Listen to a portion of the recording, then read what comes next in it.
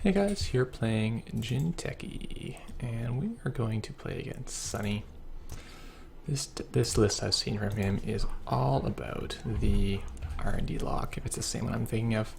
So we'll put our first Eli on the R&D, kind of take things from there. I'm not sure if this favors us or not. I mean, he's not playing Levy, but he has 5 extra cards, which will make getting to the bottom pretty difficult. I'm not sure we can win an attrition war. And when he has infinite money, our ice is not going to stop him on R&D. So we're probably going to have to get some brain on him to win. Yeah, turn on data folding, very nice. Not really what we want to start. Not really what we want at all.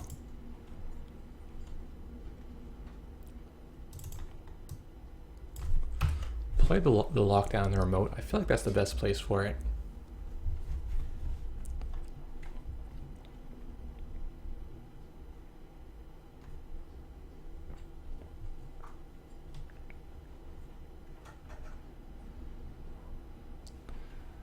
This Ronin might give us an opportunity. Or it might not, depending on how careful he is about keeping his hand up. Puts Jack down. Nice. It's going to be a free click to check all our stuff. That's a nightmare. Not happy about that at all.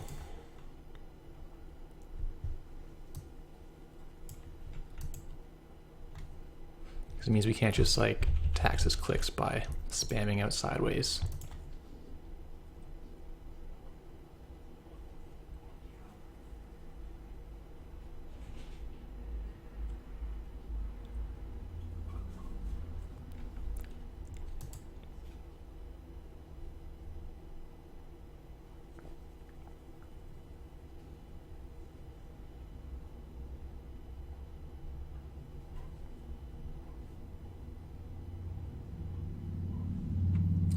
Going to play tons of data folding. Well, we're going to Mushin this. We're going to Mushin the overwriter and see if he's the kind of guy that wants to check a 4 overwriter. Most people don't here.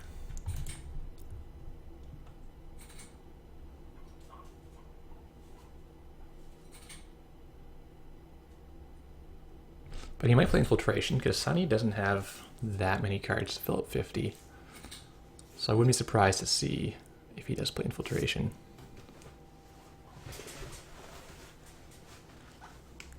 Luckily we have the new back channels, which is a really great card for this kind of deck.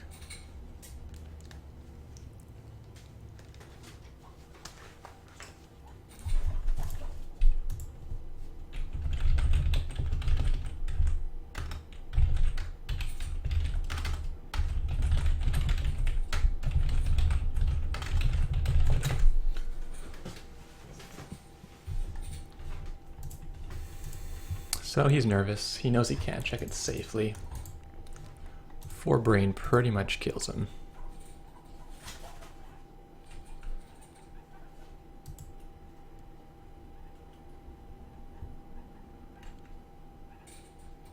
Just gonna triple up on data folding. Fair. So let's amp things up a little more. Other triple advance cards. Now if we had double Ronin, he can actually die to advance Ronin. A lot of players here will decide they need to check one of these 2 to avoid dying. So we have like a 1 in 2 chance, more or less, of landing this brain on him.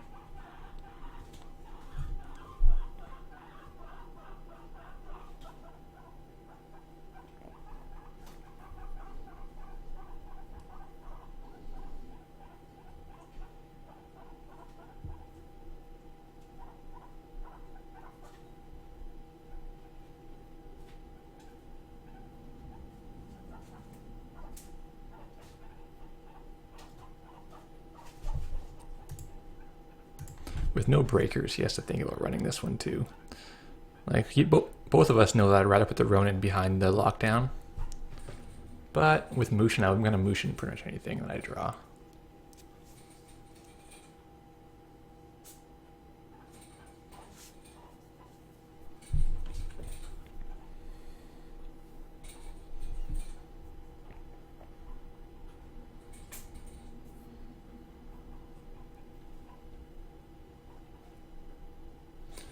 The issue for us is we're going to run out of cash if we want to install double advance another Ronin. So you have inside job or something? So this is probably going to fire unless he has a breaker under this street peddler, which is a possibility.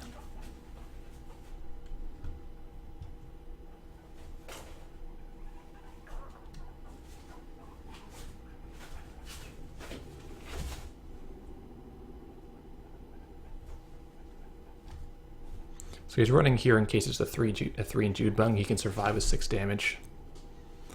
But he cannot if he takes 6 damage and then we like EMP him or blast him with if this is the Ronin.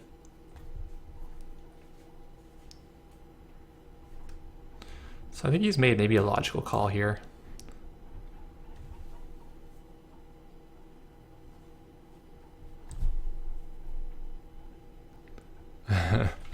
This is a problem too. When people are playing casually, they play a lot different than when they're playing for a real tournament.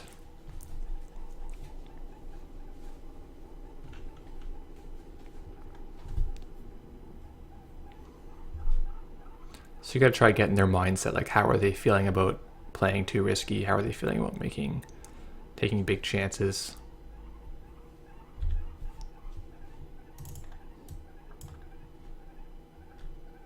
This pup is basically worthless, right?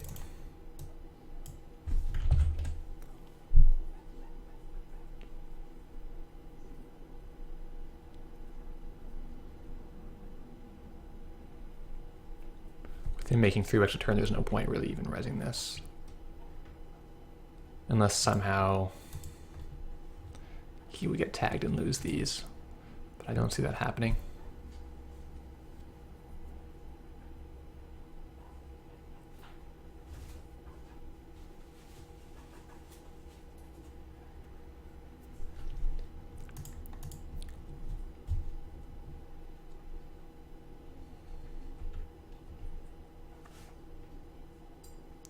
So now he can safely check against a Cortex lock without just straight up dying, which is definitely a problem he had earlier, where if he went into the wrong ice, it's just like game over.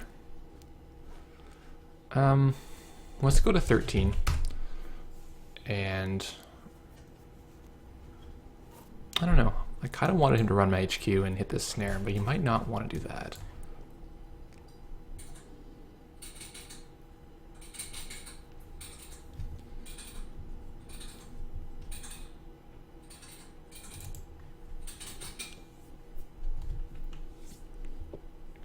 So Eli's still good for now until he gets a breaker out.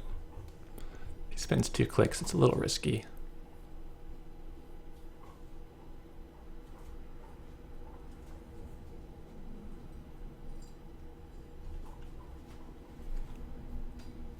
Ah, medium.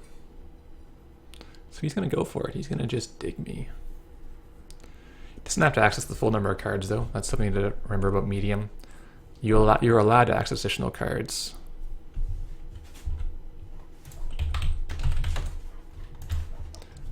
So if you have 5 tokens, you could see 5 cards. You also could see just any number up to 5.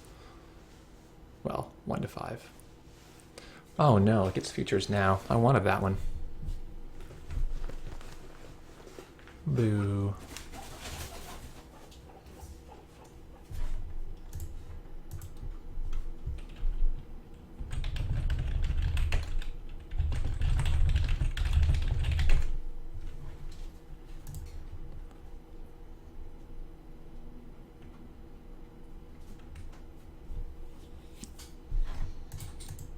In general, it's a fine way to go about beating Jinteki, just hammering the R&D.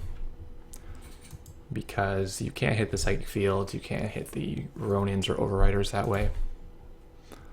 Really? I don't like that a lot. Another Overrider. Could we sell him on that one?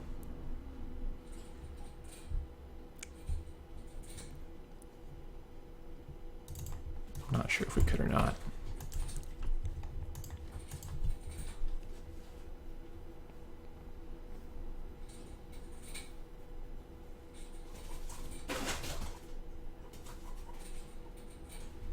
I mean, here he can jack the R&D. He's gonna check this with jack. Okay, fair.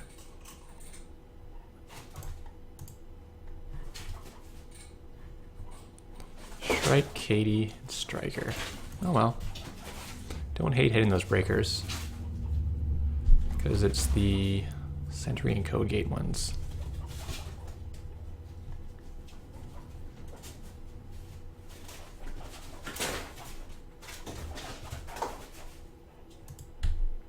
Well, I do think he's not going to bite this now.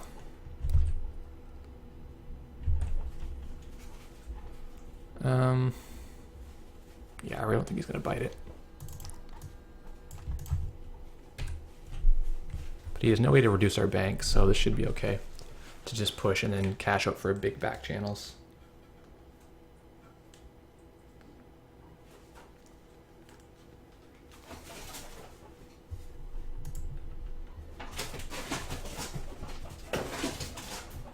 If he has vamp unexpectedly, I'll be very sad. So he's going to check these cards now, but he's not going to hit the advanced ones, perhaps.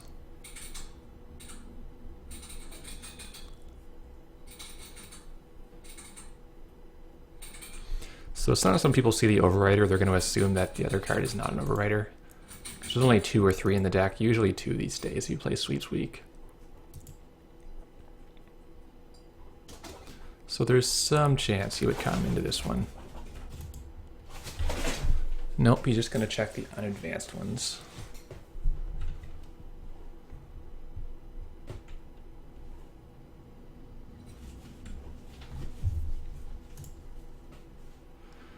So we're down to 27 stack, about halfway through. It's a long, long way to go in terms of attrition damage. And he's not going to need to pay for breakers if he can nexus through most things.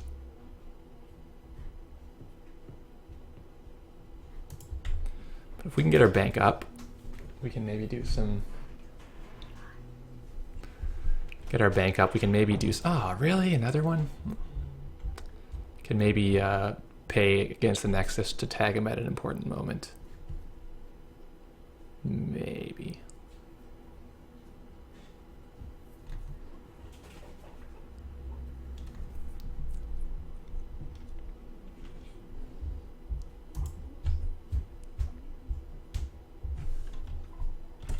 Well, I'm just going to cash this out. 24 bucks, that'll do us for the game.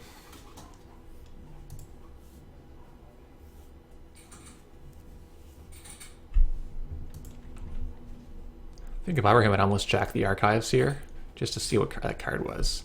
Because if you can keep a count of my influence, that's pretty valuable against Shinteki. Knowing how many of each thing is left. You can make informed decisions. He'll probably nexus against this.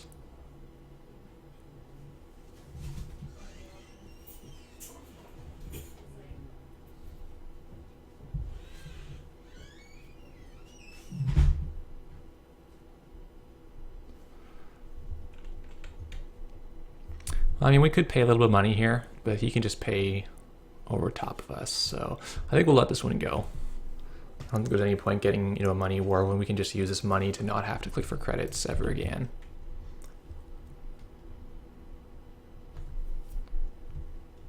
Well, lucky access there. We need to jacks in the next few turns because this is starting to clog up a little bit.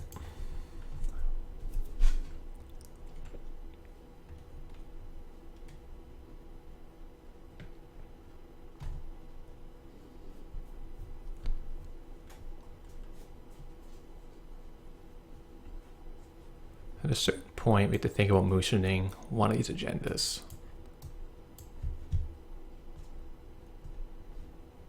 He's still playing cards out of his hand. I like that. Oh, this is our HQ, really?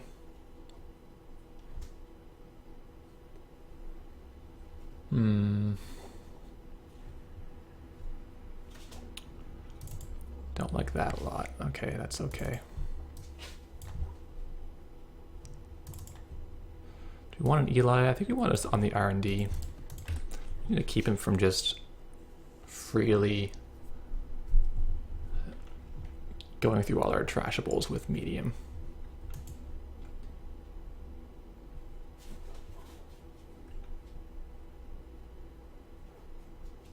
This is only once per turn, so that's a very limited resource.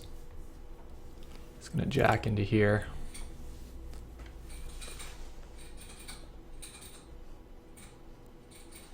Yeah, jack is so good in Sunny. Such a great way to make more out of your turn.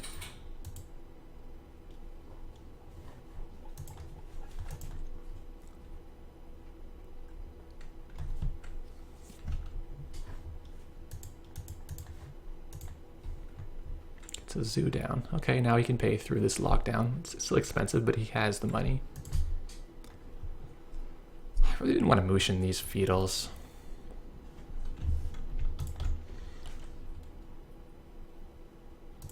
This is pretty bad if it goes wrong, but at this point, I don't think he's going to check it.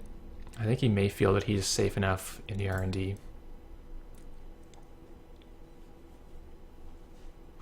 And moreover that we're at 0, so there's no chance that we're going to just score out on him unexpectedly.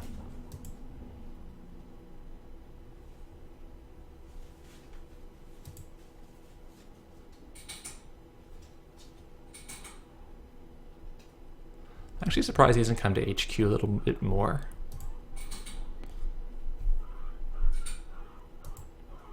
But I guess his deck is pretty focused on the R&D attack.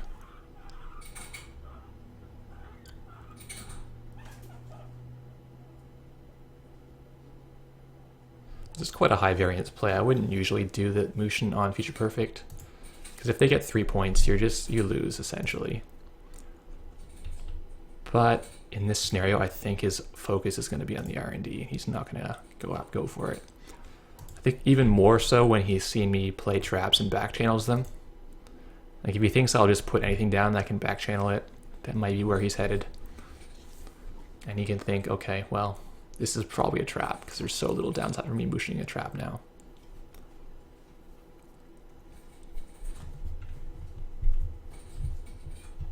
Yeah, so we pull it off. It's pretty big for us. It takes 3 points out of the game where he cannot get at them. Oh,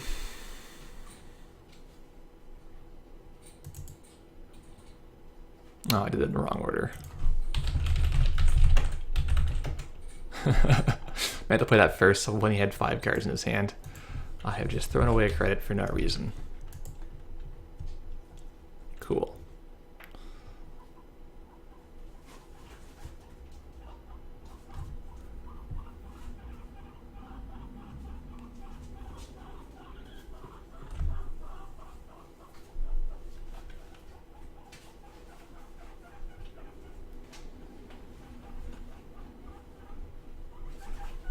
He's going to security nexus past this. No point in us paying. We use 34 credits.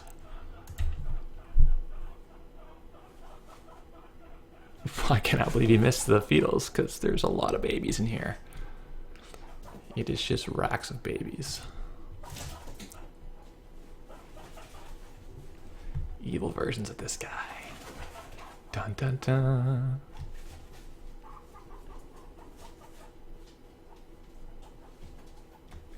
We want to purge here. I don't really hate purging. At this point, I don't want to give him 4 accesses. Oh, we could purge next turn, though.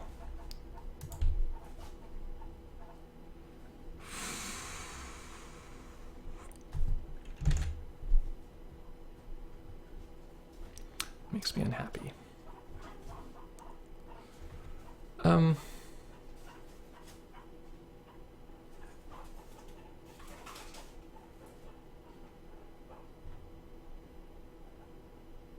Thing is, the top is fresh right now. I don't want him to see 4 cards and just go trash, trash, trash. And I really don't want him getting his hands on our Philotic Entanglement.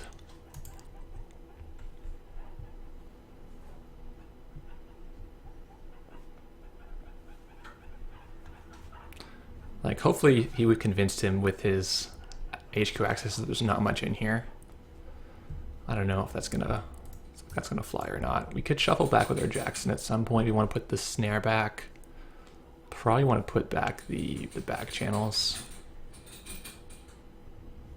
Or maybe snare and 2 Mushins.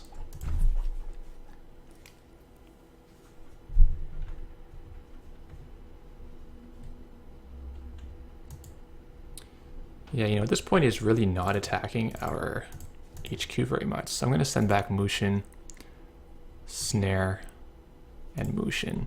Like, the more Mushins, the better. They're such a great way to put down threats. So he's on 2 points.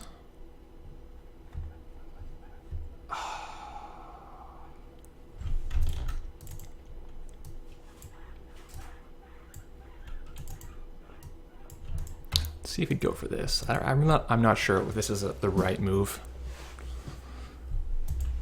I think he's probably going to run this one, but then he may refrain from running this one.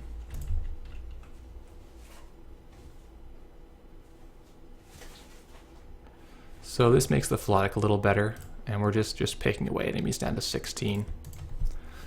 You don't usually get a hard kill in this deck unless you land some brain. But often you can go to the end of their stack if they're not playing Levy and just clean them out.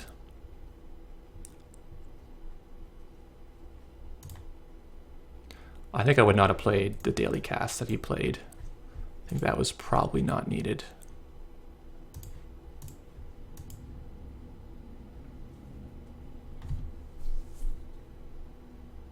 He may draw to 6 and hit this one.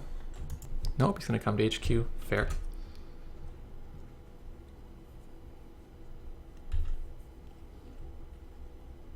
That Nexus is like the one-stop shop for icebreakers. Wow. These babies don't want to come and play. They're just lurking in the shadows the whole time.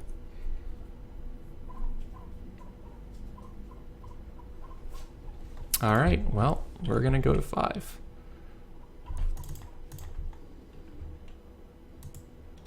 Multi-threader. Yeah, why not?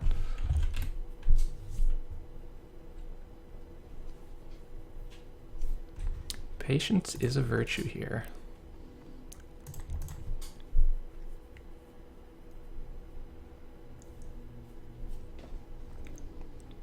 Nexus past the Eli, makes sense. Spend 2 clicks. Gets to charge up his medium. Gets to see 1 card. Oh, 2 cards, sorry, from the interface there. Alright, well, he's on 4 1-pointers. We kind of need the Philotic here.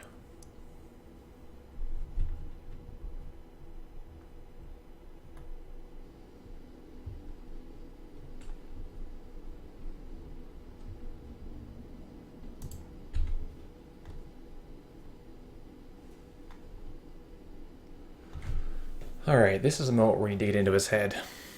Does he want to run remote next turn, or does he want to run HQ next, or R&D next turn?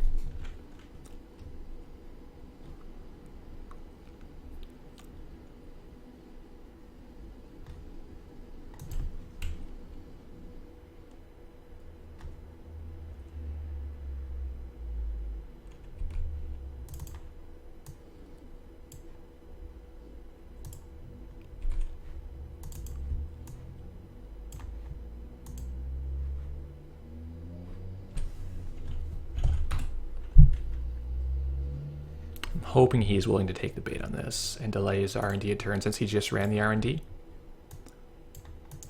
But I'm not secure in that. All right, he's gonna Nexus through. Beautiful. 3 more damage into him. Peddler, Striker. Striker is the code gate. Okay, and Visage. Not useful cards, but cards.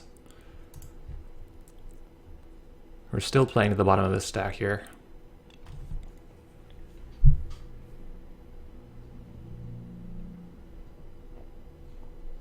Got 2 more 1-pointers that he can get. Or we could feed him the fetal. Oh dear.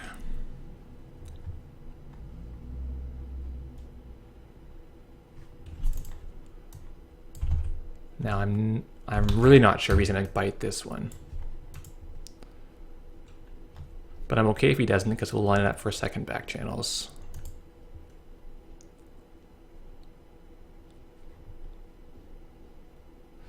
We'll put it to 4 next. If he doesn't run, then maybe you'll think it's a Ronin.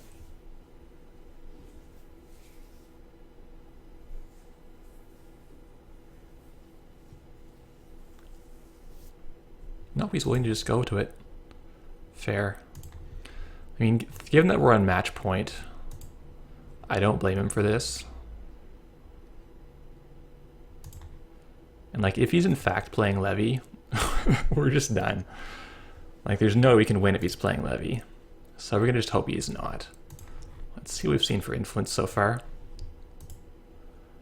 We've seen 2, 3, 4, 5, 6, 7, 8, 9, 10, 11, 12, 13. There's a lot of influence missing. I mean, say he's got another medium.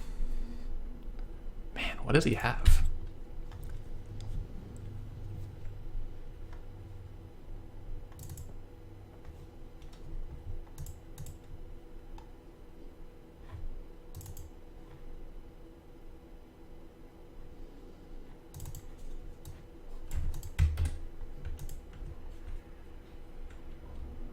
I mean, this one there's no way he'd go for, right?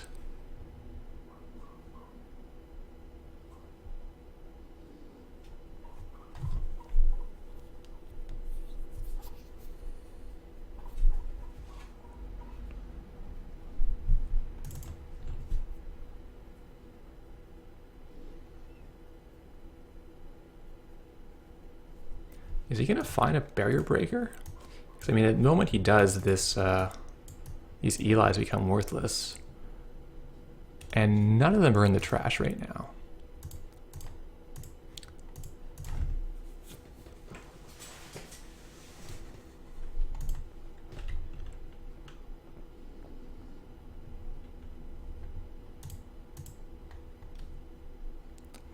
It's another 1-pointer. That's okay with us.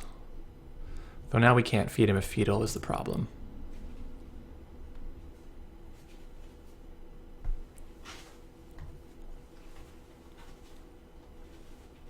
So he's seen 2. Jackson helps us quite a bit here.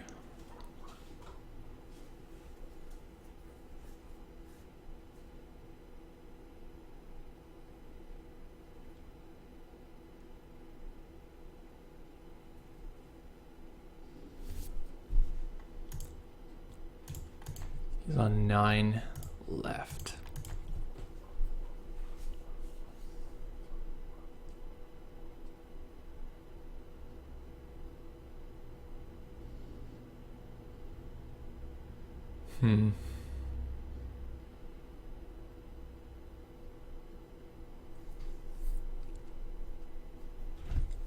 So 1-pointer left we're okay with him taking. There's the Philotic,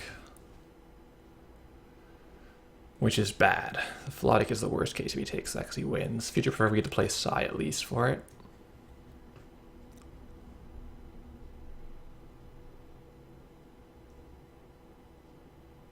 So how can we get to the Philotic before he does? I mean, drawing Jackson would help us. Really? He's gonna clone his breaker for this. Oh, he's never mind, he's got Zoo. I was thinking he didn't have the Cloud one.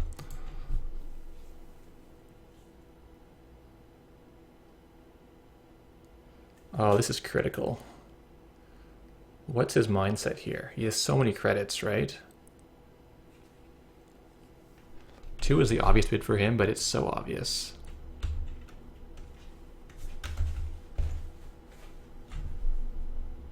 Gonna try 1. Yes, he did the obvious 2 bid. 4 damage takes out both Shermans. Okay, it's an RDI. That was a juicy, solid hit. That was good. Okay. Oh, EMPs. Does he have anything? No, he's got nothing.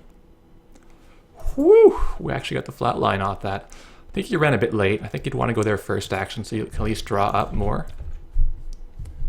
But overall, some pretty reasonable play by him. I think we were a little bit in his head. Most of our calls seemed to work out to the first one. Yeah, he had to worry about Philotic. He had to respect that it could be in my hand. Because it kills him straight up. So, thanks for watching, guys.